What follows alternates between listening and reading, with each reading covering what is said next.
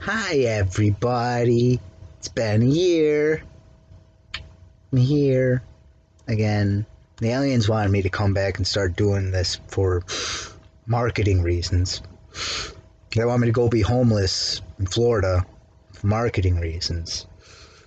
They want me to literally go insane for marketing reasons. Believe you me when I understand how this machine is run.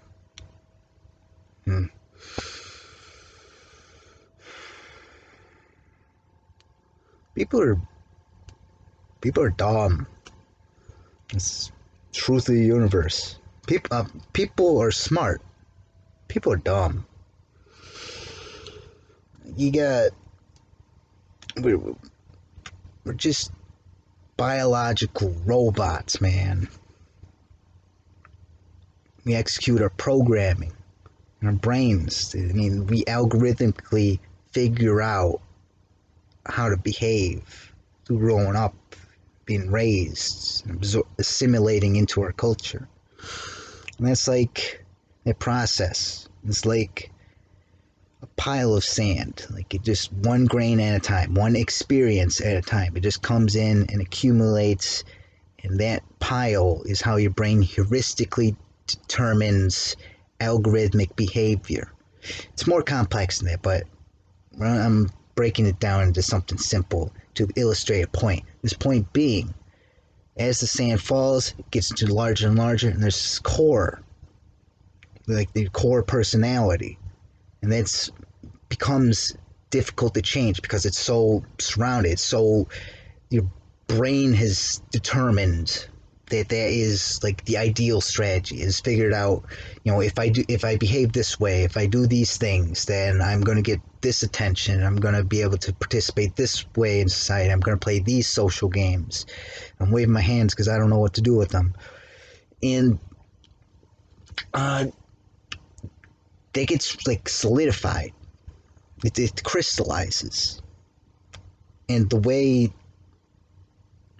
it can be debilitating because life traumatizes all of us. We're all maladapted to some extent, and so we all have this duty to ourselves, so we can be as happy and as free as can be, is to reprogram the self, to go back to first principles and begin questioning who we really are, and figure out, who am I?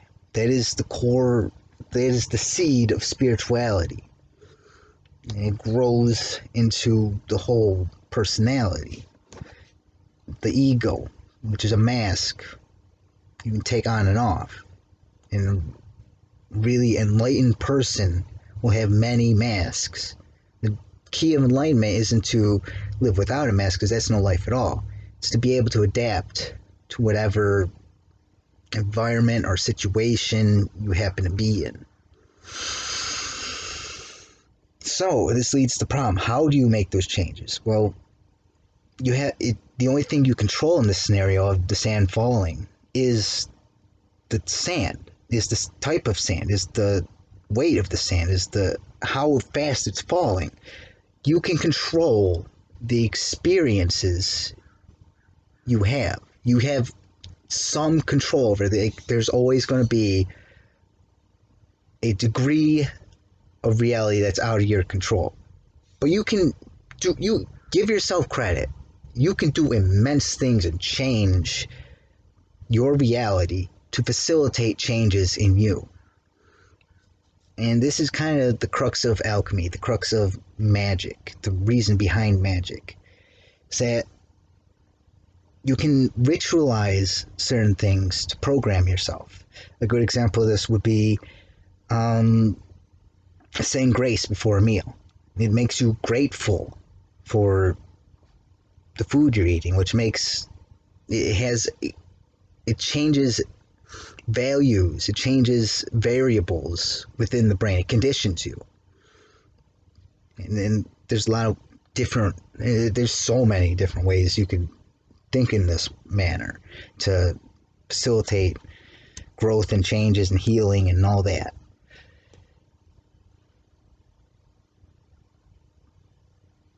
the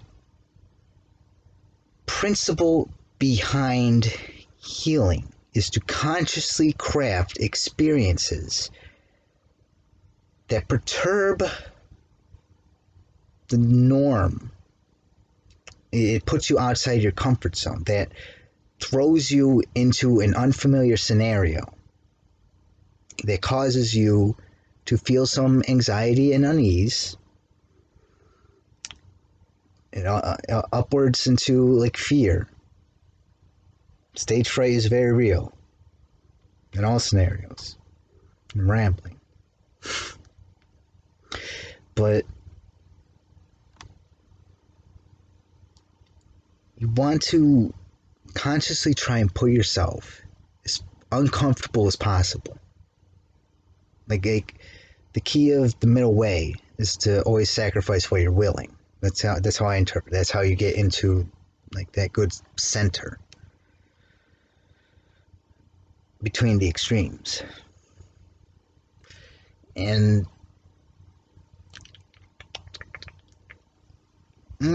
peppermint, I got brain problems. Like I have actual brain problems, and this is difficult for me. But I got the answers. Let's figure this out. What are you talking about? I don't even remember anymore. That's how my brain broke.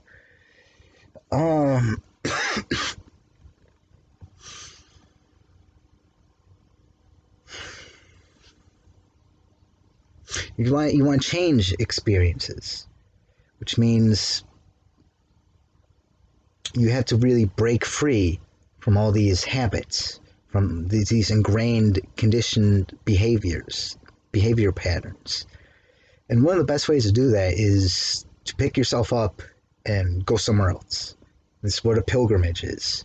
With the exception of the most wealthy, the most noble, the most royal, a person on a pilgrimage would have to pick themselves up, carry themselves, and reintegrate into multiple communities along the way in order to survive.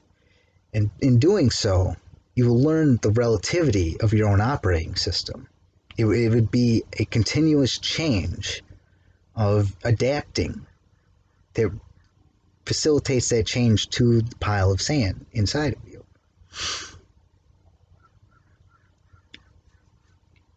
And it like the culture today is very homogenous. You're not going to get supreme difference like you would going halfway across the world 1,000, 2,000 years ago. But still, the change of scenery and the change of just getting out of your routine, that itself it's going to change you.